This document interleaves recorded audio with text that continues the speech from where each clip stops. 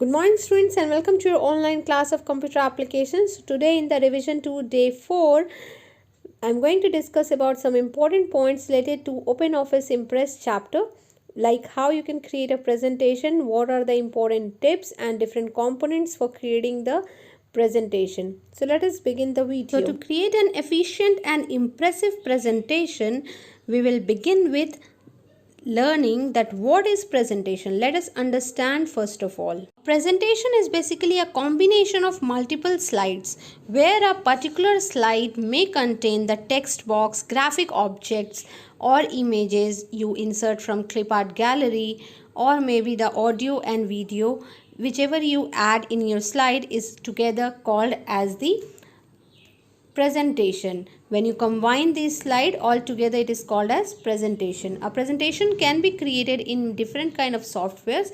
Here we will be reading about OpenOffice Impress. Now let us quickly learn some of the presentation tips to create an impressive presentation. So the first presentation tip is know your audience. What does this mean? Know your audience means you should have the proper knowledge of the audience who is going to view your presentation, how your presentation are going to be shown to them. Are they able to understand the topic, or are they having any kind of idea about the topic? They are living in rural area or urban area. Are they literate or illiterate? So all the things you should keep in mind so that you can create an impressive presentation which should be easily understood by the audience who is going to view your presentation. Second most important tip is that keep it very simple. Simple in the sense that you should not display a large amount of information which is unnecessary or useless for the audience, or you should not display a less information which is in which the audience is not able to connect to the point which you are going to show in your presentation. So the message should be very clear, and you should know that what message you are going to communicate and what is the purpose of communicating the message, so that the audience can connect to the message easily and can understand it in an easy language. The third important tip is use space efficiently.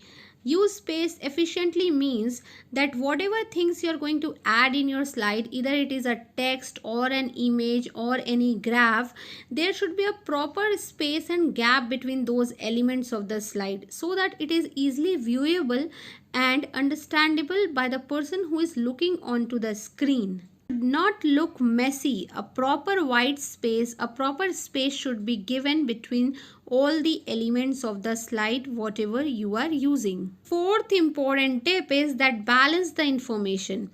Whatever information you are adding to your slide, either in the form of text or in the form of image, that should be properly balanced. There should not be too much text written and no images, or there should not be more graphical images or pictures and no text is there. So you should balance both the things together, that an equal amount of text and images are present to convey your information to the audience. Now the fifth important tip is that use the text judiciously, which means that there should not be enough text on the slide to be self-explanatory.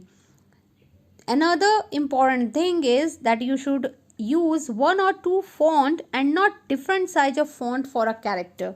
So there should not be different sizes used for different kind of font all together in one particular slide. It means if you want to style the font, you should be stick to one or two font style and one or two proper sizes. It means that the heading can be of a bigger size and the text written can be of a smaller size, but you should not change the size in each and every line of your text present in the slide.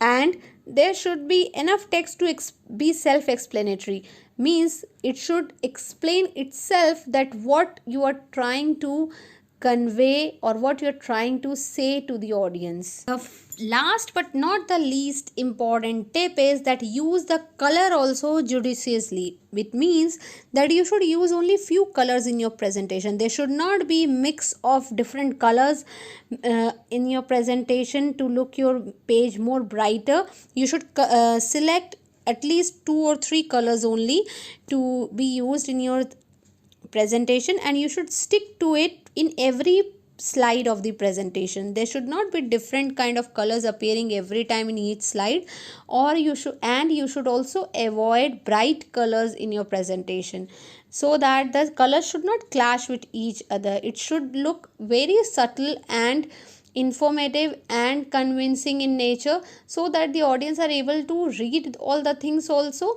and it is not that much brighter that people are not able to correlate with the presentation, or they will not have any, you can say, that interest in watching the presentation, as it is so much brighter and it is not properly visible to the eye.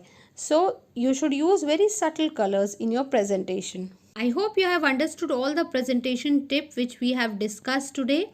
Means that you should know your audience before making the presentation. Keep it very simple. Use color and text very selective. Color and text should be used. You should balance the information with the images you are providing in the slide, and use the space also to, you can say, differentiate the images and text, so that it is easily readable and viewable to the audience. Then only you will be able to create an effective presentation. Now let's see who uses the presentation software. Who uses presentation software? A salesperson often have to give presentation to the customers or clients or managers, so they uses the presentation software. Secondly, the large size companies or a medium sized company who has a HR department, who involve the training material and training schemes to be provided to the employees who joined the organization or the companies, so they also uses the presentation software for training their employees. The third person who uses the presentation software are teachers. Teachers often use this software so that the student have a proper set of notes to be copied from the board, or they may send or share the presentation file with the students as well, so that they can easily understand the concept. Fourthly, students also use the presentation software for creating their projects, for studying, or you may say that they may also be asked to create a presentation to show it to the class, or maybe to show it to the audience whenever there are kind of competition going on in the school.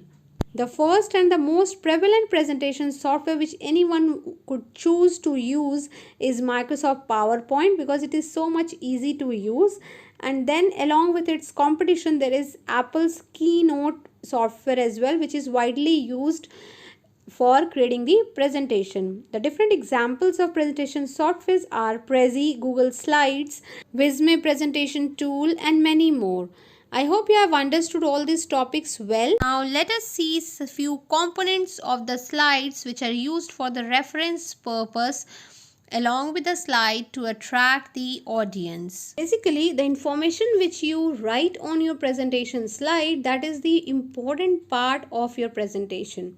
However, there are some other components which can be used as a reference to convince or to impress the audience with your different techniques, whatever you are using in your slide.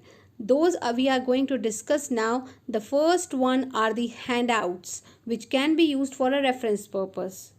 Handouts are actually the compressed version of the slides of your presentation, or you can say like this, that whatever information which you have mentioned in your slide, or which you want to display on the projector screen, that are shown in the handouts to impress the audience, to convince the audience. Or you can say that the handouts can be given to the audience to before seeing the presentation, or maybe after seeing the presentation, as per your specification and a requirement.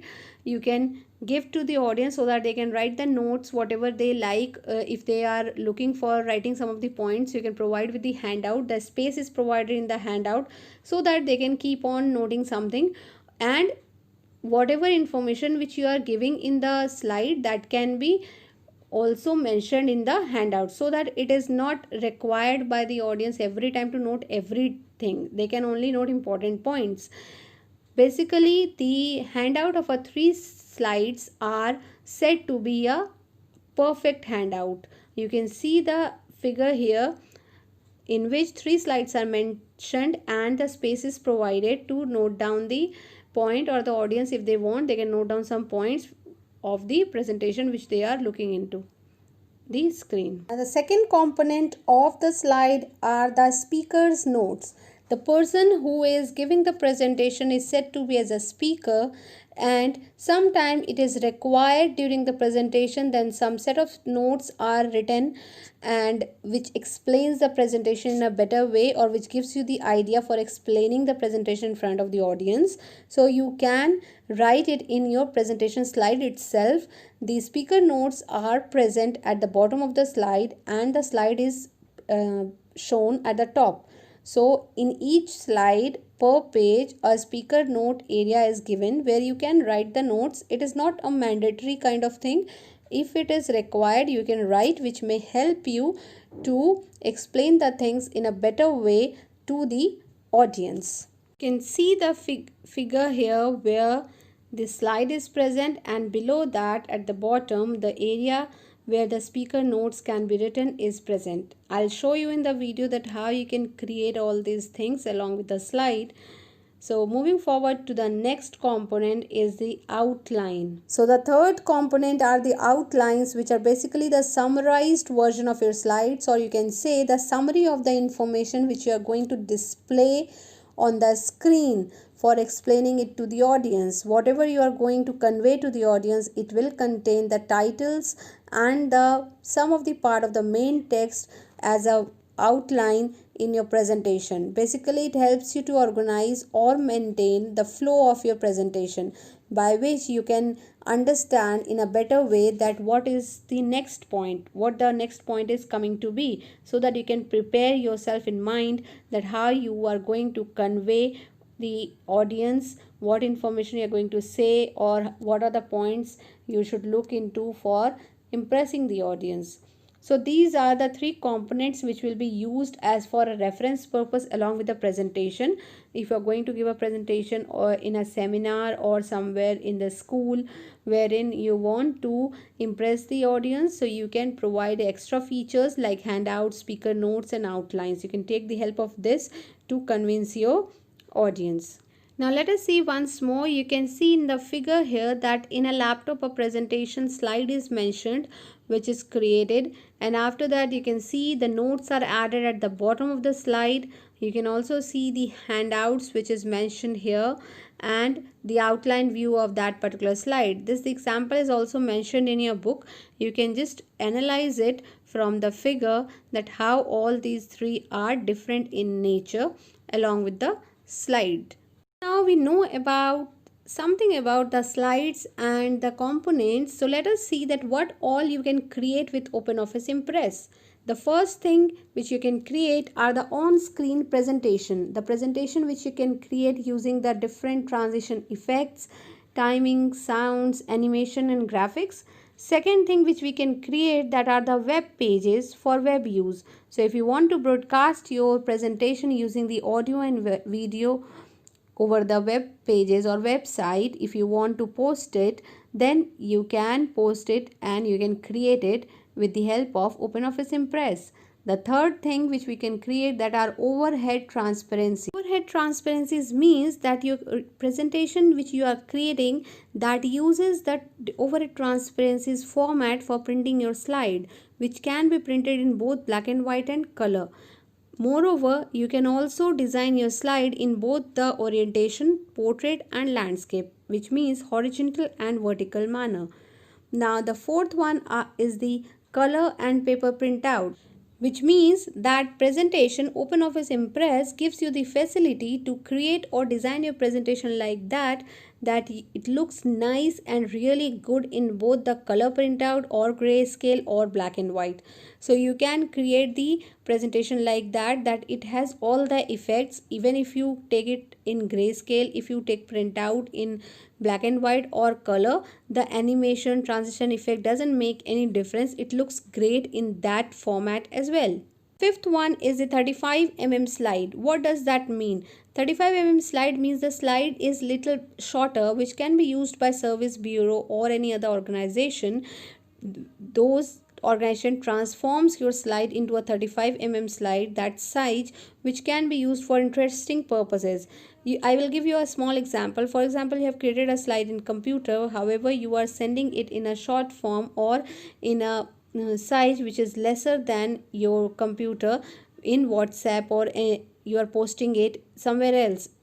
So that is what can be used by service bureau or any other organization. They can easily transform your slide, but transformation doesn't affect your transition effect, your animation, your sound, audio, video which you have added into your slide. Now the fifth one which you can create with the presentation, or you can say OpenOffice Impress software, that are notes, handouts and outline, which we have seen just now. So these can be created in reference to your main slide, so that you can impress the audience by giving them handouts, outline, showing them outline view, or helping yourself by adding the speaker notes, so that it is very easy for you to attract the audience, to you can say impress them with the help of your thoughts and ideas. The notes which are written will help you in giving the presentation in a better way. That's all for today, students. Go through the video very properly and revise all the topics thoroughly. If you have any problem, do text me, and try to give the answer of the MCQ question of your upcoming exam very carefully after reading the question. Stay safe, stay healthy, and best of luck for your exam. Thank you so much.